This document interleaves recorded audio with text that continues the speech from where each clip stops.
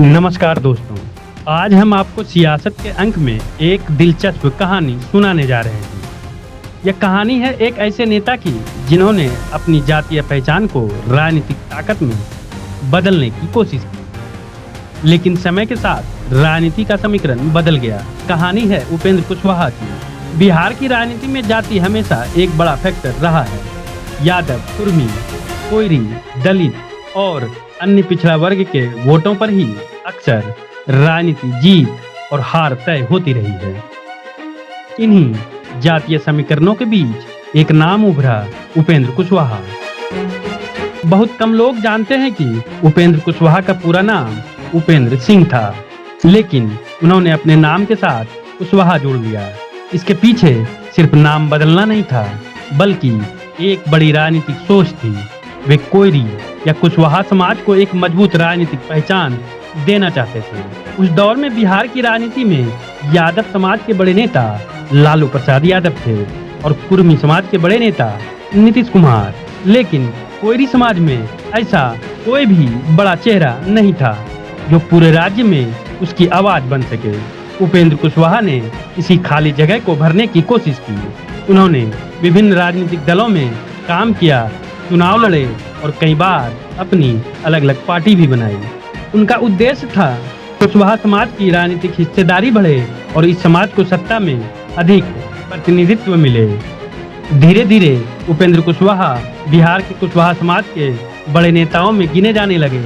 जब भी बिहार में पिछड़ी जातियों की राजनीति की चर्चा होती है, उनका नाम प्रमुखता से लिया जाता है।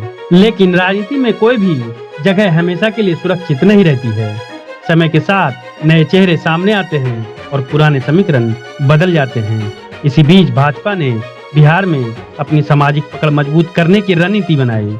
पार्टी को समझ आ गया था कि अगर उसे बिहार में और मजबूत होना है तो उसे पिछड़ी जातियों के बीच भी मजबूत नेतृत्व खड़ा करना होगा। यहीं से सम्राट चौधरी का राजनीतिक कद तेजी से बढ़ने लगा। सम्राट चौधरी भी उसी सामाजिक पृष्ठभूमि से आते हैं जिससे उपेंद्र कुशवाहा आते हैं। बीजेपी ने उन्हें महत्वपूर्ण जिम्मेदारियां दी और बाद में बिहार बीजेपी का प्रदेश अध्यक्ष भी बनाया गया। सम्राट चौधरी लगातार पूरे बिहार में सक्रिय रहे। बीजेपी के संगठन और केंद्रीय नेतृत्व का समर्थन भी उन्हें मिला। धीरे धीरे वे कुशवाहा और कोयरी समाज के बीच एक बड़े नेता के रूप में स्थापित होने लगे। यहीं से उपेंद्र कुशवाहा के सामने नई चुनौती खड़ी हो गई। एक समय था जब इस समाज का सबसे बड़ा राजनीतिक चेहरा उपेंद्र कुशवाहा माने जाते थे, लेकिन अब उसी समाज में बीजेपी के पास सम्राट चौधरी जैसा मजबूत नेता मौजूद था। राजनीति में प्रभाव केवल नाम से नहीं चलता, संगठन, संसाधन, पार्टी की ताकत और जनता के बीच लगातार मौजूदगी भी। बीजेपी के बड़े संगठन और सत्ता की ताकत ने सम्राट चौधरी को तेजी से आगे बढ़ाया। इसके बावजूद उपेंद्र कुशवाहा की राजनीतिक अहमियत खत्म नहीं हुई।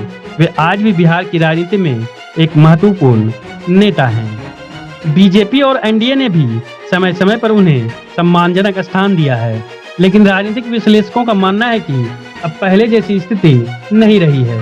जिस सामाजिक आधार पर कभी उपेंद्र कुशवाहा का लगभग एक छत्र प्रभाव माना जाता था, वहां अब कई नेता दावेदारी कर रहे हैं और सम्राट चौधरी उनमें सबसे प्रमुख नाम बनकर उभरे हैं। राजनीति में पहचान बनाना कठिन होता है, लेकिन उसे लंबे समय तक बनाए रखना उससे भी ज्यादा कठिन होता है।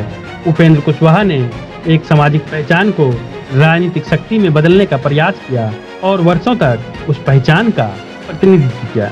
लेकिन बदलते समय नई राजनीतिक रणनीतियों और नए नेताओं के प्रभाव ने उस समीकरण को बदल दिया। बिहार की राजनीति आज भी लगातार बदल रही है। आने वाले वर्षों में यह देखना दिलचस्प होगा कि उपेंद्र कुशवाहा और सम्राट चौधरी जैसे नेता अपने अपने सामाजिक आधार को कितना मजबूत रख पाते हैं और जनता इस पर अधिक भरोसा जताती है। राजनीतिक विश्लेषक कहने लगे हैं कि जिस सामाजिक आधार को खड़ा करने में उपेंद्र कुशवाहा ने दशकों लगाए, उसी आधार पर अब बीजेपी का नया नेतृत्व अपनी पकड़ मजबूत कर रहा है। लेकिन कहानी यहीं खत्म नहीं होती। आज भी उपेंद्र कुशवाहा बिहार की राजनीति का एक महत्वपूर्ण चेहरा है। उनका अनुभव, उनकी पहचान और समाज में उनकी स्वीकार्यता बनी हुई है। फिर भी एक सवाल आज भी बिहार की राजनीति में गूंजता है, क्या उपेंद्र कुशवाहा अब भी कुशवाहा समाज के सबसे बड़े नेता हैं, या फिर राजनीति की नई पीढ़ी में सम्राट चौधरी ने वह जगह हासिल कर ली है? इस सवाल का जवाब आने वाले चुनाव, आने वाले समय देगा, क्योंकि राजनीति में सिर्फ इतिहास नहीं चलता, वहाँ हर दिन नया भविष्य लिखा जाता है। दोस्तों, आपको यह कहानी कैसी लगी कमेंट करके जरूर बताएं। अगर आपको बिहार की राजनीति से जुड़ी ऐसी ही सरल और रोचक कहानियां पसंद है तो वीडियो को लाइक और चैनल को सब्सक्राइब जरूर करें और बेल आइकन को जरूर दबाएं।